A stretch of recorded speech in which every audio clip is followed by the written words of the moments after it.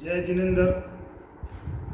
पिछले क्रम में हमने माँ सती दमयंती की कथा आपके सामने प्रस्तुत की थी। आज माँ सती सुलसा की कथा आपके सामने प्रस्तुत करने जा रहा हूँ। माँ सती सुलसा जो भगवान महावीर की एक श्रद्धानिष्ठ ख्याति प्राप्त श्राविका थी, जिनकी समता और सहिष्णुता के चर्चे देवलोक में होते थे। जब देवलोक में सब देव मिलकर माँ सती सुलसा के सहिष्णुता और समता की तारीफ कर रहे थे, तब कुछ देवों के मन में उसकी परीक्षा लेने की बात जसी। देवलोक दो साधु बन का वेश धारण करके माँ सती सुलसा के घर पहुँचे। सुलसा के पति नागसारथी थे, जो मगध दापति महाराजा श्रेणिक के रक्षक के रूप में कार्य करते थे। जब दोनों मुनि बनकर सुलसा के घर पहुँचे, सुलसा खुशी के मारे झूम उठी। वो मुनि के भगत में वंदना करके मुनि को गोश्त की भावना भाने लगी। जब मुनियों ने कहा कि हमें किसी प्रकार के आहार पाने की अपेक्षा नहीं है, हमें औषधि के लिए लक्ष्यपाक तेल की जरूरत है, सुलसा बहुत प्रशंसित हुई। उसने कहा, मुनिवर, कल ही मेरे घर 3 घड़े लक्ष्यपाक तेल के आए हुए हैं। वो लक्ष्यपाक तेल लेने के लिए अंदर गई और पहला घड़ा जैसे ही लेकर आई, उसकी ठोकर लगी और वो घड़ा फूट गया, तेल ढुल गया। वापस गई, दूसरा घड़ा लेने गई, दूसरा घड़ा लेकर आई, तेल का भरा हुआ घड़ा, और तेल के ऊपर पाँव आ गया। जो तेल आंगन में ढुला हुआ था, पाँव फिसल गया, वो भी घड़ा छूट गया। फिर तीसरा घड़ा लेकर आई। वो दोनों मुनि जो देवलोक से आए थे, वो अपने देव रूपी माया से उन्होंने तीसरी बार भी सुलसा के साथ यही घटनाक्रम, और तीनों घड़े उसके तेल के फूट गए और ढल गए। तब मुनियों ने कहा कि सुलसा, हमारी वजह से तुम्हारा बहुत नुकसान हुआ। सुलसा ने कहा, नहीं मुनिवर, नुकसान मेरा आप कुछ नहीं हुआ, आपके गोश्त नहीं हुई, आपकी जो जरूरत की चीज़ थी, जो आपको अपेक्षित थी, उस चीज़ का मैं व्रत नहीं निपटा सकी। ये मेरे लिए बहुत बड़ा अफसोस की बात है। उसने समता और सहिष्णुता का परिचय दिया और मुनियों को वंदना की। मुनि वहाँ से चले गए, और मुनि वहाँ से चले जाने से पूर्व मुनि तुरंत अपने रूप में आए, वो देव रूप में आए, और उन्होंने सुलसा से कहा कि मांगो बेटी, वरदान मांगो, हम तुम्हारी सहिष्णुता से समता से बहुत प्रसन्नचित है। सुलसा ने कहा, मेरे पास सब कुछ है, मुझे किसी भी चीज़ की अपेक्षा नहीं है। फिर भी देवों ने आग्रह किया, चूँकि सुलसा के कोई पुत्र नहीं था, तब देवों से उसने कहा कि मुझे वरदान दे सको तो मेरे आंगन में पुत्र खेले, ऐसा वरदान प्रदान करो। तब देवों ने उसे 32 पुड़ियाँ दी कि तुम एक नहीं, तुम्हारे 32 पुत्र होंगे, और ये 32 पुड़ियाँ तुम ले लेना, तुम्हारे 32 पुत्र होंगे। इतना कहकर देव वहाँ से अदृश्य हो गए। कुछ दिन बाद, उस दिन शाम को सुलसा ने अपना नियमित आध्यात्मिक कार्य, प्रतिक्रमण, सामयिक जो भी करना था करा के उस पुड़ियों के लेने का चिंतन किया। शुभ मुहूर्त में वो पूड़ी लेने सोचा, तब उसके मन में विचार आया कि पूड़ी लेनी कैसे। मैंने जल्दबाजी से मुनियों से ये पूछा नहीं कि पूड़ी कैसे लूँ। फिर उसने 32 पूड़ी एक साथ ले ली। जैसे 32 पूड़ी एक साथ ले ली, कुछ महीना बाद उसकी गोद के अंदर एक साथ 32 जीव का समावेश हो गया। एक साथ 32 जीव उसकी कुक्षी में आने की वजह से उसकी कुक्षी में अनंत पीड़ा होने लगी, बहुत बड़ी वेदना होने लगी। तब उसने वापस देवों को याद किया। देव आए, तब उसने देवों से कहा कि मुझे बहुत पीड़ा हो रही है। देवों ने कहा, तेरी पीड़ा तो हम हर लेंगे, तुम्हें एक साथ 32 पुत्र होंगे, और एक ही साथ 32 पुत्र वापिस काल को प्राप्त करेंगे, वापस उनकी एक साथ मृत्यु होगी। इतना कहकर देव वहाँ से वापस अपने स्थान का प्रस्थान किया। कुछ समय बाद सुलसा को 32 पुत्रों का एक साथ जन्म हुआ। उनके पति नागसारथी बहुत खुश हुए। उनके परिवार के अंदर 32 पुत्रों का जन्मोत्सव मनाया गया। नागसारथी ने अनेक प्रकार के दान दिए। कुछ दिन बाद धीरे धीरे 32 पुत्र बड़े हुए, चूंकि उसके पिता भी मगध नरेश के महाराजा श्रेणी के रक्षक थे। 32 पुत्र उसी विद्या में लगे और वो महाराजा श्रेणी के रक्षक के रूप में अपना कार्य करने लगे। धीरे धीरे कुछ समय बीतता गया। वैशाली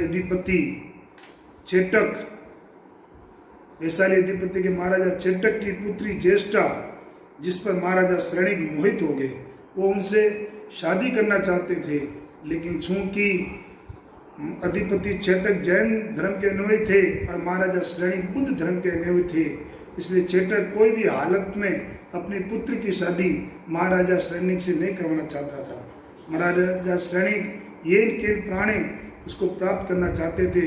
उन्होंने अपने वहाँ चेटक के महल के भीतर एक गुफा का निर्माण करवाया और गुफा में के अंदर से उस पुत्री ज्येष्ठा को ले जाने के लिए वो तैयार हो गए। ज्येष्ठा को ले जाना था, उसकी जगह उसकी छोटी बहन चेलना को वो लेकर रवाना हो गए। जब महाराजा चेटक को ये मालूम पड़ा तो महाराजा चेटक ने सैनिकों के माध्यम से महाराजा श्रेणी को रोका और दोनों के बीच में युद्ध हुआ। तब महाराजा श्रेणी के साथ सुलसा के 32 पुत्र अंगरक्षक के रूप में थे और उन्होंने महाराजा श्रेणी को बचाकर तो ले आए, लेकिन वो इतने घायल हो गए कि 32 पुत्रों की एक साथ मृत्यु हो गई। मृत्यु के समाचार मिलते ही सुलसा किसी भी प्रकार से वियोग के अंदर नहीं पड़ी। वो समझती थी कि जिसका जन्म है उसकी मृत्यु तय है, जो आना है वो जाएगा।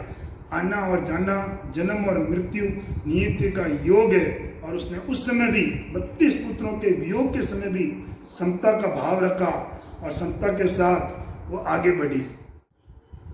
भगवान महावीर में उसकी आस्था और श्रद्धा और धर्म के कारण नित नई उसकी आभा में चमक आने लगी। भगवान महावीर चंपावड़ी में विराजमान थे।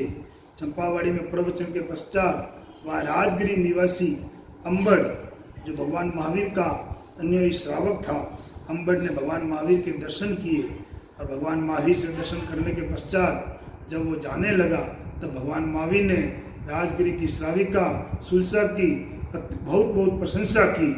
तब अंबड़ के मन में आया कि भगवान महावीर जिस श्राविका की इतनी प्रशंसा कर रहे हैं उसकी परीक्षा लेनी चाहिए। अंबड़ खुद एक वैक्रियधारी और अवधि ज्ञानी था। उसने अपने वैक्रिय के रूप में राजगिरी पहुंचकर राजगिरी के पूर्व की दिशा में पूर्व की गेट की ओर ब्रह्मा का रूप बनाया। जब पूरे राजगिरी में ये बात चली कि राजगिरी नगर के पूर्व में ब्रह्मा पधारे हैं, सब लोग उस तरफ भागने लगे, ब्रह्मा जी के दर्शन करने के लिए जाने लगे। तब सुलसा की सहेली ने सुलसा को बताया कि पूर्व में ब्रह्मा जी पधारे, दर्शन करने चलो। वो चूंकि वो भगवान महावीर के अनुयायी थी, वो कर्मवाद को मानती थी, अपने कर्मों को मानती थी, इसलिए उस वक्त वो उस तरफ नहीं गई। दूसरे दिन फिर उसने पश्चिम दिशा में विष्णु का रूप बनाया। सब पूरा नगर गया लेकिन सुलसा नहीं गई। तीसरे दिन दक्षिण दिशा में उसने शिव का रूप बनाया, फिर भी वो नहीं गई। उत्तर दिशा में उसने तीर्थंकर का रूप बनाया, अपने आप को 25वें तीर्थंकर के रूप में बताया। उसने उस तीर्थंकर का संवत्सरण बनाया, अशोक वृक्ष, छत्र, देव देवियां, सिंहासन, सारा तीर्थंकर जैसा उसने एक परिकल्पना रची। उसके बावजूद भी सुलसा को जब उनकी सहेलियों ने कहा आज तो चल, आज तीर्थंकर पधारे हैं, उसको मालूम था कि तीर्थंकर भगवान महावीर ही है, वर्तमान दूसरा कोई तीर्थंकर है नहीं, तो वो फिर भी नहीं गई। जब अंबड़ ने उनसे पूछा कि सुलसा नहीं आई, कि वो नहीं आई, अंबड़ वहाँ सिंहासन से उठा, तीर्थंकर के रूप में सुलसा के घर की तरफ बढ़ा। आगे आगे अंबड़, पीछे पीछे देवी देवतियाँ, श्रावक श्राविकाएं सारे सुलसा के घर पहुँचे। और सुलसा के घर पहुँचते ही उस अंबड़ ने कहा, जो तीर्थंकर के रूप में वहाँ आया, उसने अंबड़ से कहा कि क्या तुम मेरे दर्शन करने नहीं आई? मैं 25वां तीर्थंकर हूँ। उसने कहा मैं तीर्थंकर आपको नहीं मानती, मैं भगवान महावीर को ही मानती हूँ। तो उसने कहा कि मैं भगवान महावीर से कौन सा कम हूँ? देखो मेरे पास देव देवतियाँ हैं, श्रावक श्राविका हैं, चतुर्विध धर्म संघ हैं, सब कुछ है। उसने कहा नहीं, भगवान महावीर को कभी गुस्सा नहीं आता, उनकी क्षमा की प्रतिमूर्ति है वो। और आप गुस्से में, भरत क्षेत्र के अंदर 24 तीर्थंकर हैं, 24वें तीर्थंकर होंगे, 25वां तीर्थंकर हो नहीं सकता। इसलिए आप तीर्थंकर नहीं है और मैं आपको किसी भी हालत में वंदना नहीं करूंगी। सुलसा की अपने भगवान महावीर के प्रति श्रद्धा, भगवान महावीर के प्रति निष्ठा, भगवान महावीर के प्रति आस्था देकर अंबड़ अपना वैक्री रूप छोड़कर अपने वास्तविक रूप में आया।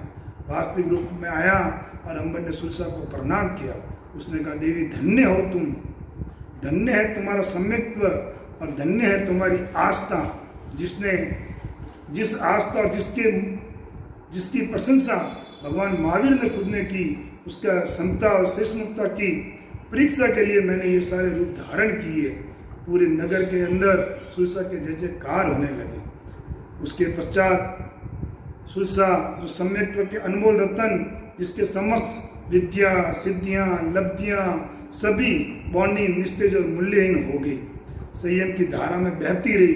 दिन दिन सुलसा श्रद्धा व आचरण की अमर धारा में भीगती हुई अपने कर्मों की परत से उतरती रही। सम्यक्त्व में निर्मल व अखंड श्रद्धा के कारण उसने आगामी उत्तर पीढ़ी में निर्मम नामक 15वें तीर्थंकर का धरातल प्राप्त कर लिया। बंधुओं, हम सब जैन शासन में रहते हैं, भगवान महावीर के अनुयायी हैं। हम चिंतन करें कि हमारी श्रद्धा, हमारा समर्पण, हमारी आस्था, हमारी निष्ठा कितनी शासन और शासन संपत्ति के प्रति है, ये हमें जरूर चिंतन करना चाहिए। एक सम्यक्त्व, अटूट सम्यक्त्व के कारण सुलसा, जिसका 15वें तीर्थंकर देवलोक का बंधन हुआ और वो महाशक्ति के रूप में कहलाई। तो ये था महाशक्ति सुलसा का जीवन। और हमें भी अपने शासन, संघ और जैन धर्म के प्रति पूर्ण श्रद्धा, समर्पण, निष्ठा और सम्यक्त्व का वृद्धि करनी चाहिए। इन्हीं भावों के साथ ओम अरम, जय जिनेन्द्र।